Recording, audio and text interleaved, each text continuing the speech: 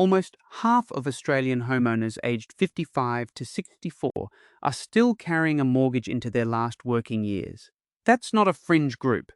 That's close to 1 in 2 people your age still making a repayment every month instead of banking it. For a lot of them, the plan is simple. Smash the mortgage before you clock off.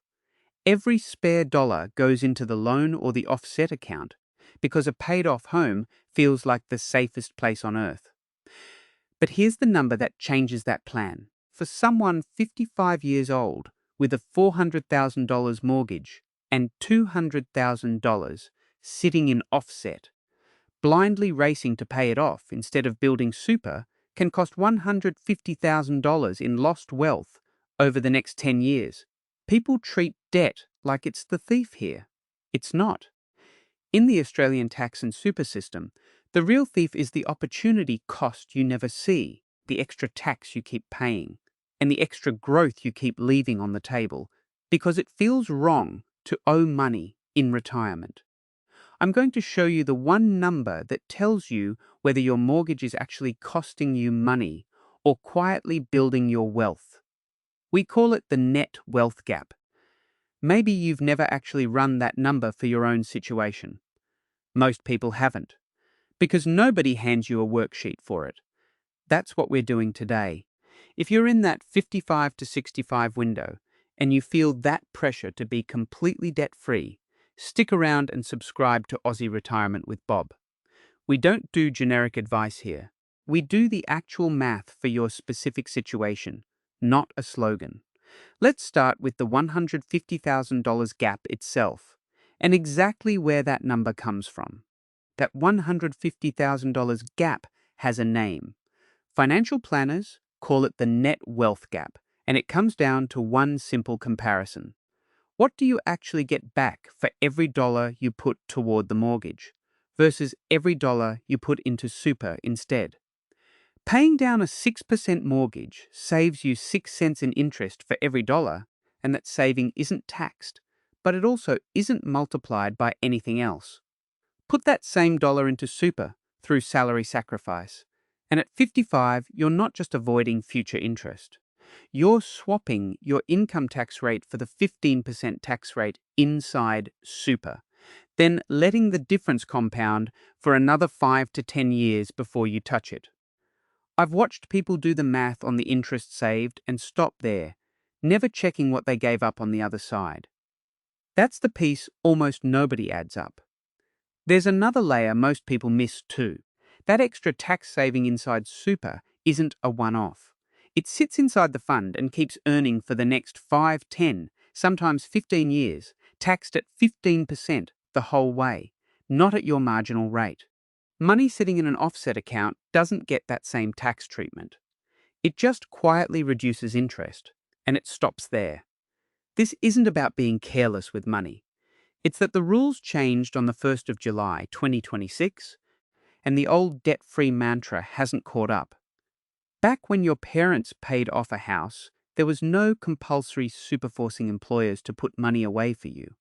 Now there is, and it changes the math completely. Let's put real numbers to it. Say you free up an extra $30,000 this year, maybe from a bonus or downsizing a car. Put it straight onto the mortgage at 6%, and you save $1,800 in interest for the year. Put that same $30,000 into super as a concessional contribution instead, well under the yearly cap, and if you're on a solid 6-figure income, you save roughly $5,100 in tax immediately, before the money has even started earning anything inside the fund. None of this means you stop paying your electricity bill or your car rego renewal out of that same pool of cash.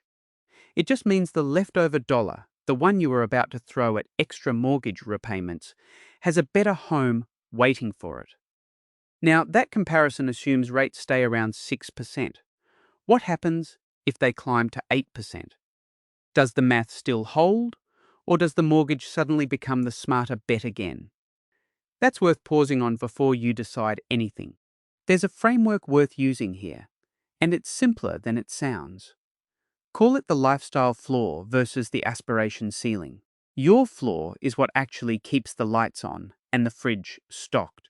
Your ceiling is everything above that: the overseas trip, the new car, the buffer for a rainy day. Most of the panic people feel about retirement comes from confusing the two. They see a council rates notice or a strata levy go up and worry their whole retirement is unraveling, when really it's just a floor expense that was always going to be there, mortgage or no mortgage.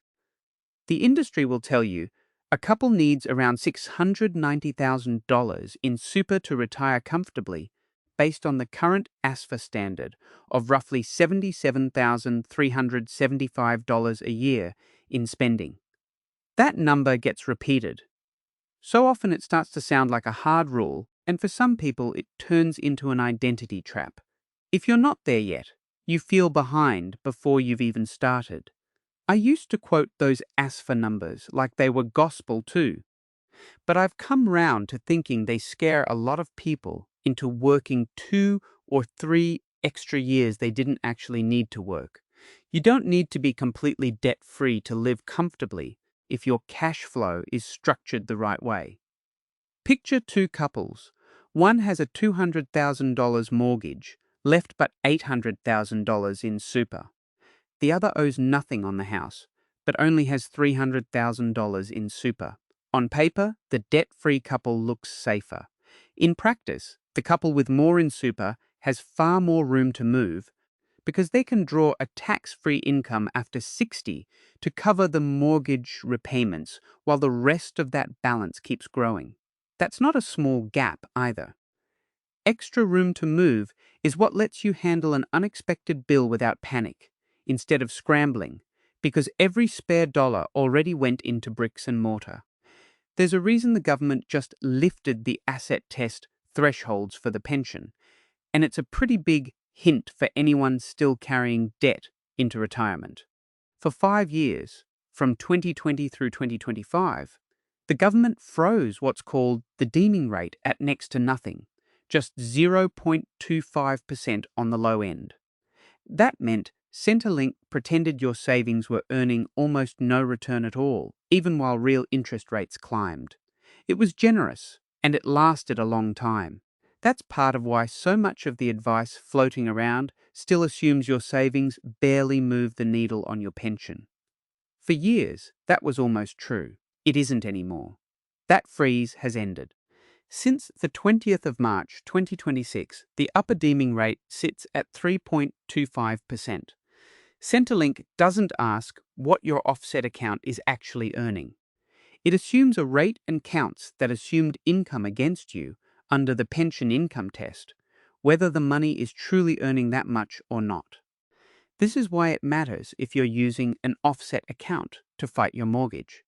Centrelink doesn't see that money as debt reduction. It sees it as a financial asset sitting in your name, and it gets deemed and counted, just like a savings account would. That's the deeming trap, and it can quietly reduce your pension before you've even stopped working. It's a quiet mechanism too. Nobody sends you a letter explaining that your offset balance is now being treated as if it's earning 3.25%, whether it actually is or not.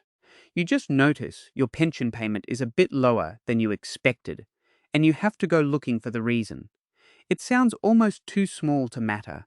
One rate and one account, but it's exactly the kind of detail that never makes it into the general debt-free advice everyone repeats. Now picture someone at 62, planning to empty their super into the house the moment they retire. That plan can walk them straight into what I call a pension cliff. And it's worth seeing exactly how that plays out. Meet Gary and Susan. They're both 64, they've got $500,000 between them in super, and $200,000 left on the mortgage. Like a lot of couples that age, their instinct is to clear that debt the moment they retire. So that's what they do. They pull $200,000 out of super and pay off the house in one go. On the surface, that feels like a win. No more mortgage, no more monthly repayment, nothing hanging over them. But their super balance just dropped to $300,000, and their liquid buffer is basically gone. If the roof leaks, If the car dies, if there's a big medical bill, they're house rich and cash poor, sitting in a paid-off home with almost nothing spare to draw on. That's the trap. Not the mortgage itself, but the fact that every dollar of flexibility just got locked into bricks and mortar. A car renewal or a Medicare gap payment that would have been easy to cover suddenly turns into a real decision about what to sell or who to borrow from. Now run the other version. Gary and Susan leave that $200,000 inside super instead. After 60, the earnings on that money come out completely tax-free, so they use those earnings, plus a small slice of the capital, to keep making the mortgage repayments. The house still gets paid off eventually, just slower, and they never lose that cash buffer sitting behind them. They still feel that pull to be debt-free, and that's fine. They just get there without stripping out every dollar of breathing room on the way. Here's the part that makes the difference stick. Under the pension assets test, a homeowner couple can hold up to $499,000 in assessable assets and still get the full age pension. Burn $200,000 down to zero by paying off the house, and you might feel free. But you've also given up money that could have kept earning and kept you flexible. Keep it in super instead, and you're not just protecting your pension eligibility, you're keeping options open for whatever life throws at you next. That's the difference between a plan that looks good on the day you sign the final payment and one that still holds up 5 years later when something goes wrong. All of that is the math, but there's still the question nobody puts in a spreadsheet. How do you actually sleep at night with a $200,000 loan still sitting over your head? A lot of that unease goes back to how we were raised around money. Many of us grew up watching parents deal with interest rates near 17%, back when compulsory super didn't even exist yet. In that world, debt really was something close to a fire. You put it out as fast as you possibly could, because the alternative was terrifying. So if you feel a knot in your stomach looking at a mortgage balance today, that's not you being irrational. That's a lesson your generation learned the hard way, and it's completely normal to still carry it. Nobody's suggesting you ignore that feeling. Ask yourself honestly, is the fear about the number itself, or about what your own parents would have thought seeing that balance still sitting there? There's a simple way to handle the gap between the math and the feeling. Call it the sleep test. If the numbers say you're better off keeping the debt and building super, but you genuinely can't sleep at night knowing it's there, pay off half of it. Don't let a spreadsheet wreck your peace of mind, and don't let an old fear wreck your bank balance either. There's a middle path most people never consider. I remember my own dad burning his mortgage papers on the barbecue the week he made the final payment. It was a genuinely big moment for him, the kind of thing he talked about for years afterward. But he didn't have an employer putting 12% of his wage into super the whole time he was working. The ground has shifted since then, even if the feeling hasn't. That gap between an old feeling and a new set of numbers is exactly what trips people up.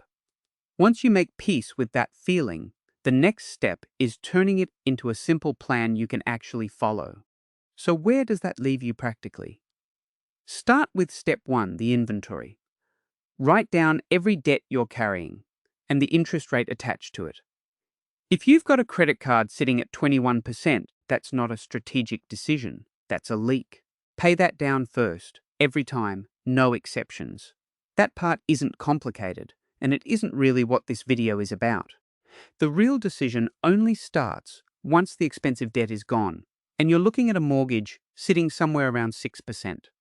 Step 2 is the contribution crunch. Once the expensive debt is gone, check how much of your concessional cap you haven't used in past years. Since the 1st of July 2026, the cap sits at $32,500 a year, and if your total super balance is under $500,000, you can carry forward up to 5 years of unused space.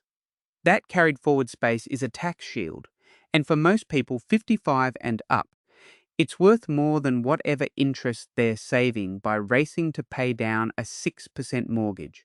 If you've never checked your carry forward balance, it's sitting there in your super fund's online portal, usually under a section called Unused Concessional Contributions. Most people have never opened that page. Step 3 is the offset strategy, and it's the easiest one to actually use. Instead of making extra payments straight onto the loan, park that same money in your offset account. You get the identical interest saving, dollar for dollar, but the cash stays liquid.